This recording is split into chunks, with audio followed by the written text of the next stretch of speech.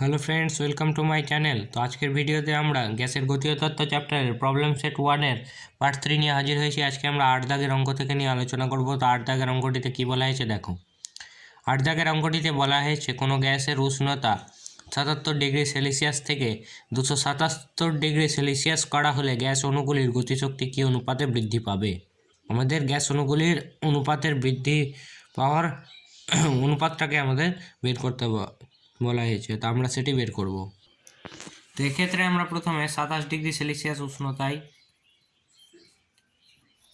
27 degree Celsius উষ্ণতায় gas অণুগুলির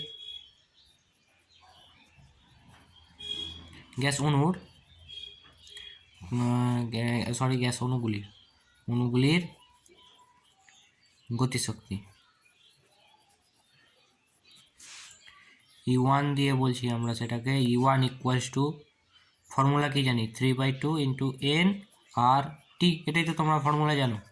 আচ্ছা দেখো, এখানে 3/2 ইন্টু এন, আমরা এন তো এন মোলেই ধরলাম আমরা।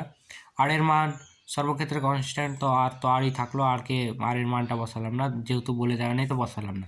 আচ্ছা, টি অর্থাৎ কত? টি হচ্ছে পরম উষ্ণতা, সেই জন্য এটাকে কেলভিনে নিয়ে যেতে হবে। এটা 27 প্লাস 273, বা এটা কত হলো 3/2 ইন্টু এন ইন্টু আর ইন্টু 300।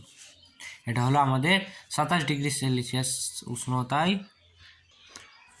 আমাদের তো 77 ডিগ্রি সেলসিয়াস উষ্ণতার কথা বলেছে, আমরা 27 ডিগ্রি সেলসিয়াস উষ্ণতা, এটা আমার মিস্টেক হয়েছে। 77 ডিগ্রি সেলসিয়াস উষ্ণতা বের করতে বলেছে, তাই এটা এখানে টি এর মানটা কত হবে, 77 প্লাস 273 সমান 3/2 ইন্টু এন ইন্টু আর। 77 আর 273 যোগ করলে কত হবে, 77 274 কত, 350। অর্থাৎ আমাদের 77 ডিগ্রি সেলসিয়াস উষ্ণতায় গ্যাস অণুগুলির গতিশক্তি কত বেরালো, E1 ইকুয়াল টু 3/2 এন আর 350 কি সেমি পার সেকেন্ড। এতটা কি সেমি পার সেকেন্ড। তো একইভাবে আমরা 277 ডিগ্রি সেলসিয়াস উষ্ণতায়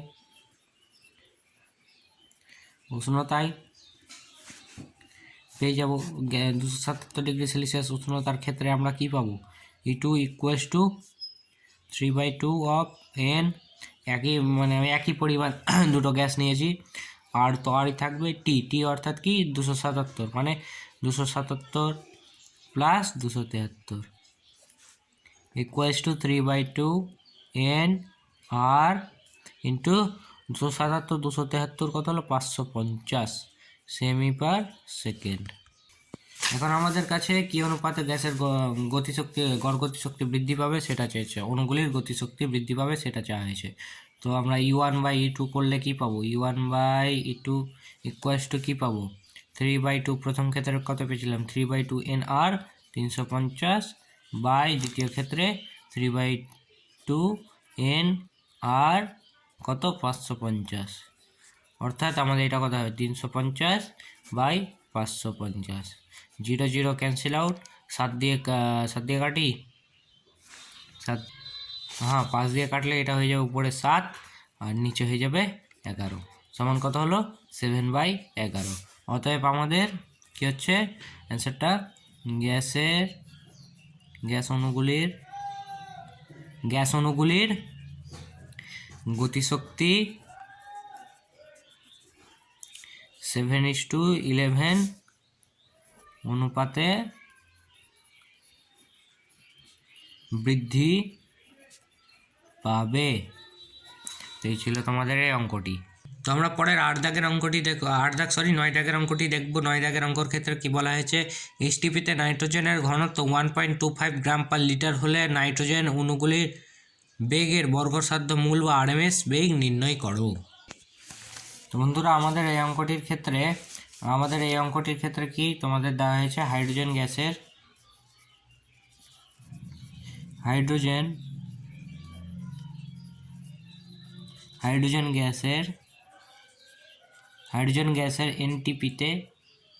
এইচটিপিতে একই কথা, যদিও এইচটিপিতে ঘনত্ব ইকুয়ালস টু কত দেওয়া আছে 1.25 গ্রাম পার লিটার।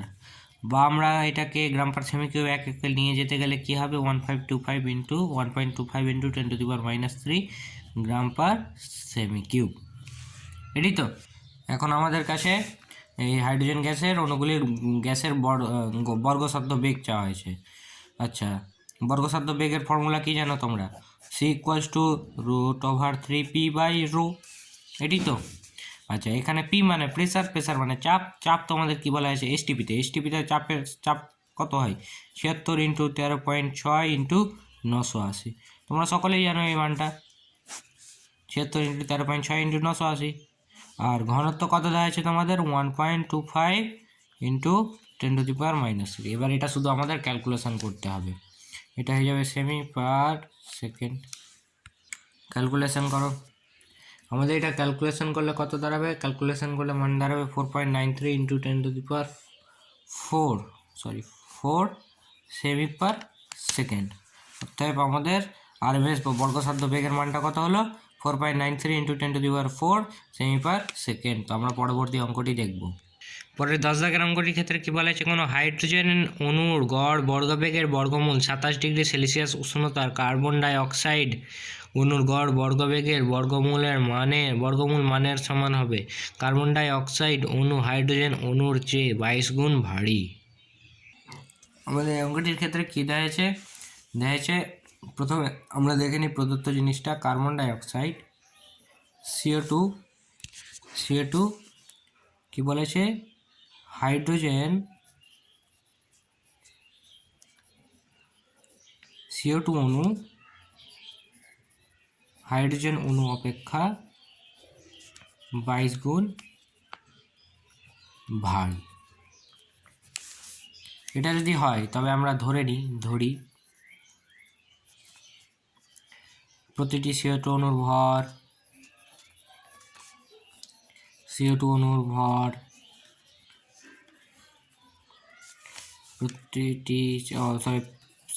প্রতিটি হাইড্রোজেন অণুর ভর কি ধরে নিলাম আমরা m। অতএব প্রতিটি CO2 অণুর ভর আমাদের কত হবে? ভর ইকুয়ালস টু হবে 22m, 22 গুণ 22m, 22 গুণ বলা হয়েছে না? তো m এর 22 গুণ কত? 22m। এখন আমরা বের করে নিই। অতএব 27 ডিগ্রি সেলসিয়াস উষ্ণতায় কি বলা হয়েছে? কার জন্য এটা? হাইড্রোজেন না কার্বন ডাই অক্সাইড CO2 এর CRMS অর্থাৎ গড় বর্গবেগের বর্গমূল 3 CRMS ইকুয়াল টু 3RT/m। আচ্ছা, উপরে 3 ইন্টু আর তো আরই থাকছে, আর এর মানটা এখন বসাচ্ছি না, আর থাক আপাতত 27। এটাকে আমাদেরকে কেলভিনে নিয়ে যেতে হবে। 27 প্লাস 273/m। এর মান কত? m মানে এটা কি CRMS কার্বন ডাই অক্সাইডের m কত? 22m। এটা m1 ফর্মুলাতে m আছে, সেজন্য আমরা এটাকে m1 দিয়ে ডিনোট করিয়ে দিছি। তো এটা যদি m1 হয় তো এটাও m1ই হবে। আচ্ছা, তো এবার ধরে নিই, ওটা তো পেলাম, এবার ধরি T1 কেলভিন উষ্ণতায় H2 অণুর CRMS অর্থাৎ গড় বর্গবেগের বর্গমূলটা CO2 অণুর 27 ডিগ্রি সেলসিয়াস উষ্ণতায় উষ্ণতার CO2 অণুর CRMS এর সমান। অতএব আমাদের T1 কে উষ্ণতার H2 অণুর গড় CRMS ইকুয়ালস টু কী হবে? √3RT/m। এটি তো। আচ্ছা, এখানে √3 আরও থেকে যাবে। টি মানে কত আমাদের? টি মানে এখানে T1/m হলো। এখন কি বলা হয়েছে? এই দুটা সমান হবে, অতএব বা শর্তানুসারে রুট ওভার প্রশ্ন অনুসারে এটাই তো আমাদের বলেছে না, √3r/T1/m ইকুয়ালস টু √3 আর আচ্ছা এখানে কত ছিল 300 তো মনে হয় 300 ছিল না, 27 + 273 300/m, m মানে কত 22m।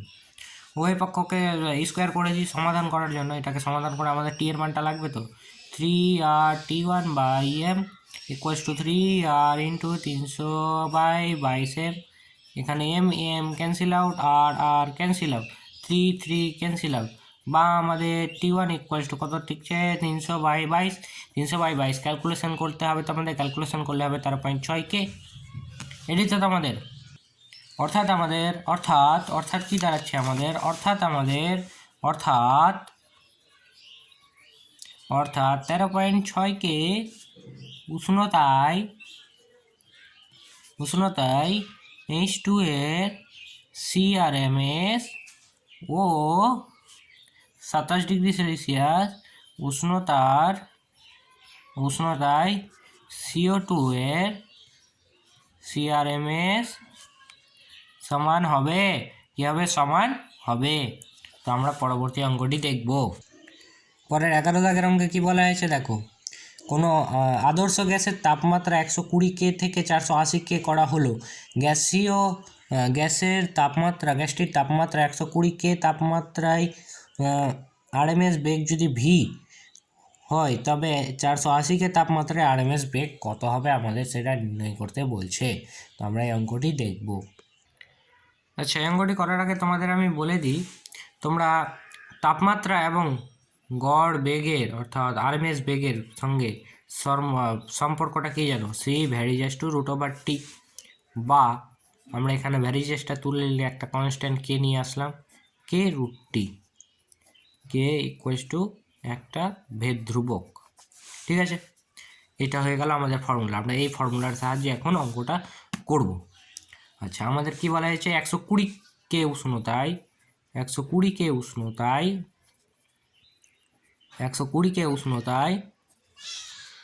আমরা প্রথমে ওই গ্যাসটার আদর্শ গ্যাসটার আরএমএস বেগ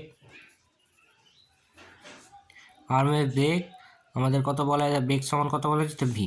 আচ্ছা দেখো, আমাদের 120K উষ্ণতায় আমরা এই ফর্মুলা অনুযায়ী বেগটা কত পাবো, K × √120 ইকুয়ালস টু ভি।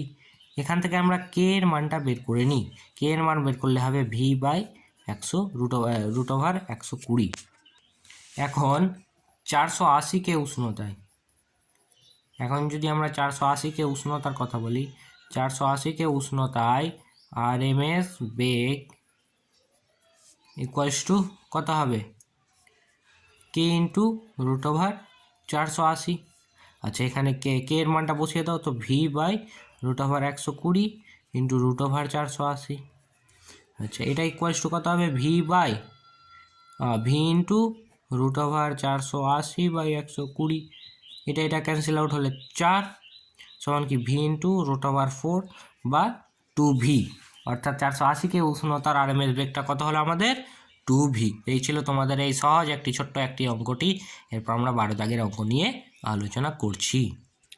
পরে 12 দাগের অঙ্কটির ক্ষেত্রে কি বলা হয়েছে, 127°C উষ্ণতায় 1 গ্রাম হিলিয়ামের গতিশক্তি নির্ণয় করো। হিলিয়ামের আণবিক ওজন 4 এবং R = 8.3 × 10⁻⁷ R mol⁻⁻1 K⁻⁻1। 12 দাগের অঙ্কটির ক্ষেত্রে আমাদের কি দেওয়া হয়েছে, হিলিয়াম হিলিয়াম গ্যাসের আমাদের কি দেওয়া হয়েছে, হিলিয়াম এর আণবিক ওজন দেওয়া হয়েছে, আণবিক ওজন সমান 4, আণবিক ওজন দেওয়া হয়েছে 4। আর কি দেওয়া হয়েছে, আর এর মান দেওয়া হয়েছে কত, 8.3 × 10⁻⁷ আর mol⁻⁻1 K⁻⁻1। এটি তো আমাদের আর এর মানটা দেওয়া হয়েছে। এখন আমাদের 127°C উষ্ণতায় 1 গ্রাম হিলিয়ামের গতিশক্তিটা নির্ণয় করতে হবে। অর্থাৎ আমাদের 127°C উষ্ণতায়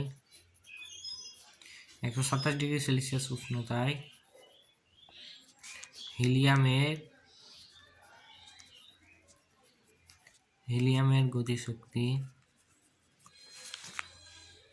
E = কি হবে, 3/2 NRT। এটাই তো তোমরা ফর্মুলা জানো। বা 3/2 ইন্টু এন। এখন এনটা নিয়ে কথা হবে, তো এনটা এনই থাকুক, আমি এনটা বুঝাচ্ছি তোমাদের। আর এর মান কত ইন্টু 8.3 ইন্টু 10⁻7 ইন্টু টি। টি অর্থাৎ কত, উষ্ণতা। উষ্ণতা কত 127 প্লাস 273। এটা আমাদের যোগ করতে হবে। দাঁড়াও আগে আগে আমরা এনটার কথাটা বলে দিই।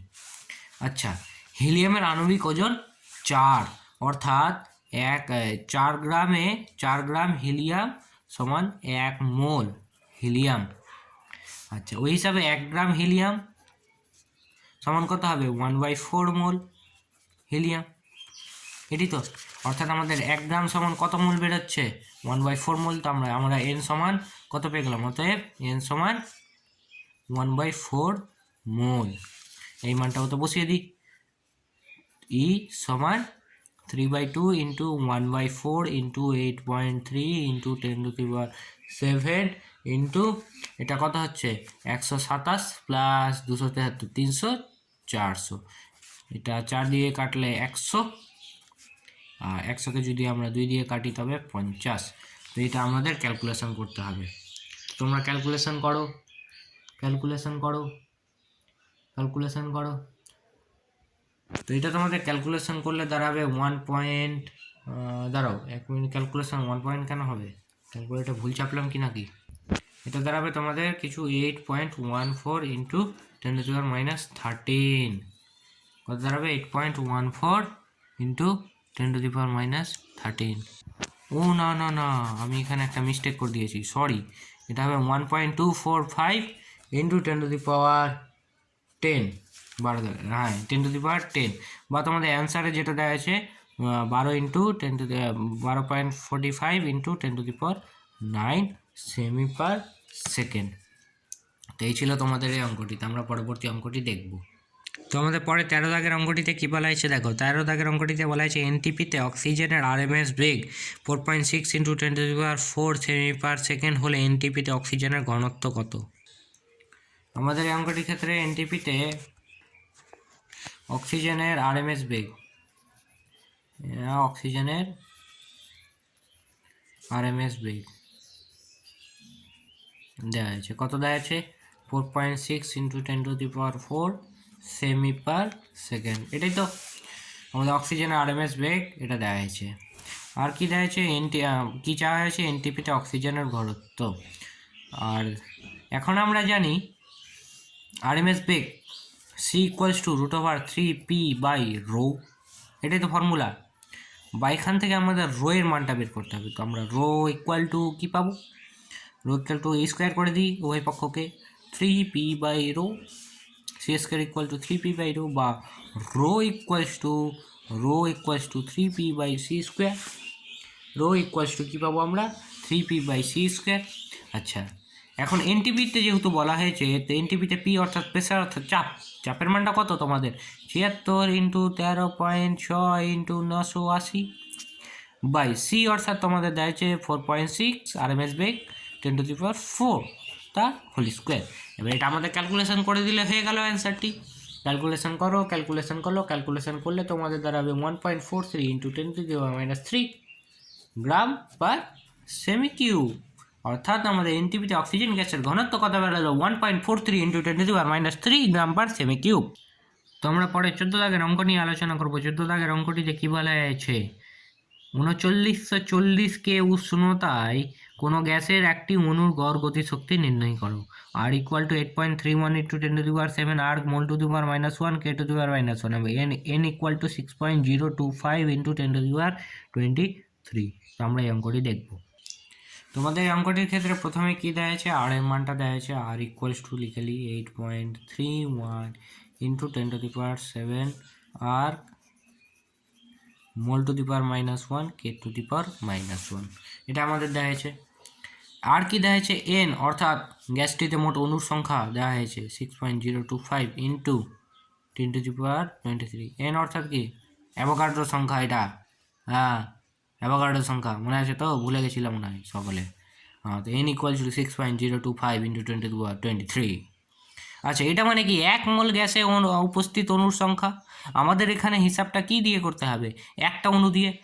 এটা মানে কি এটা কথাটার মানে হচ্ছে 6.025 025 ইন্টু 10⁻23 টি অণু ইকুয়ালস টু 1 মোল। তো আমাদের একটি অণুর কথা বলা হয়েছে, তো এটা কত হবে? একটি অণু মানে কত? 6.025 ইন্টু 10⁻23 মোল। এটাই তো হবে আমাদের। 1 মোল একটি অণুর ক্ষেত্রে কী হবে? 1/6.025 ইন্টু 10⁻23 মোল। এটাই। আচ্ছা, এবার আমাদের কি চাওয়া হয়েছে এখানে? আবার একবার প্রশ্নটা দেখে নেওয়া যাক। চাওয়া হয়েছে গ্যাসের অণুর গড় গতিশক্তি। তো গ্যাসের অণুর গড় গতিশক্তির ফর্মুলা আমরা কি জানি? গ্যাসের অণুর গড় গতিশক্তি, গ্যাসের অণুর গড় গতিশক্তির ফর্মুলা কি জানি? Equals to 3/2 of nRT। এটাই তো। আচ্ছা, 3/2 n এর মান কত? n এর মান অর্থাৎ আমরা এটা মোল সংখ্যা কত পেলাম? 1/6.025 ইন্টু 10⁻23 ইন্টু আর এর মান কত আছে আমাদের দেওয়া? 8.31 ইন্টু 10⁻7 ইন্টু টি টি টি। এবার টি নিয়ে গল্প। টি আমাদের উষ্ণতা, টেম্পারেচার বলে দিয়েছে কত? 3940 কে উষ্ণতা, এটা আমাদের উষ্ণতা বলে দিয়েছে, ইন্টু 3940। এখানে জায়গা ছিল না বলে নিচে লিখলাম, কি আবার নিচে না টুকে দিও। হ্যাঁ, তো এবার এটা আমাদের ক্যালকুলেশন করতে হবে। ক্যালকুলেশন করো, এটা ক্যালকুলেশন করো। ক্যালকুলেশন করলে আমাদের দাঁড়াবে 8.14 ইন্টু 10⁻13 বা অ্যাপ্রক্সিমেটলি 8 অ্যাপ্রক্সিমেট চিহ্নটাও ঠিক হচ্ছে না। 8 ইন্টু 10⁻13 কি 13 কি ইউনিট কি হবে? আর। আচ্ছা, এর আগের অঙ্কটার ক্ষেত্রে কি আমরা ইউনিট দিয়েছিলাম? দেখে নেওয়া যাক। হ্যাঁ, এখানে তো ইউনিটটা দিয়েছি। ও, এখানে চোখ পড়ে গেল, সরি। এটা ইউনিটটা সেমি/সেকেন্ড কেন হবে? আর্গ হবে। আমাদের গতিশক্তি চাওয়া হয়েছে না, আমরা এবার গতির ইউনিট দিয়ে বসে আছি। তো বন্ধুরা, আজকের ভিডিওতে এই পর্যন্তই থাক। দেখা হবে পরবর্তী ভিডিও নিয়ে। আজকের ভিডিওতে অনেক কটা অঙ্ক হলো মনে হয়, 6-7টা। তো দেখা হবে পরের ভিডিওতে এই চ্যাপ্টারটা শেষ করে দেবো। তারপর নেক্সট কোন চ্যাপ্টার নিয়ে আলোচনা করবো সেটা তোমরা আমাকে অবশ্যই কমেন্ট সেকশানে জানাবে। তো থ্যাঙ্কস ফর ওয়াচিং।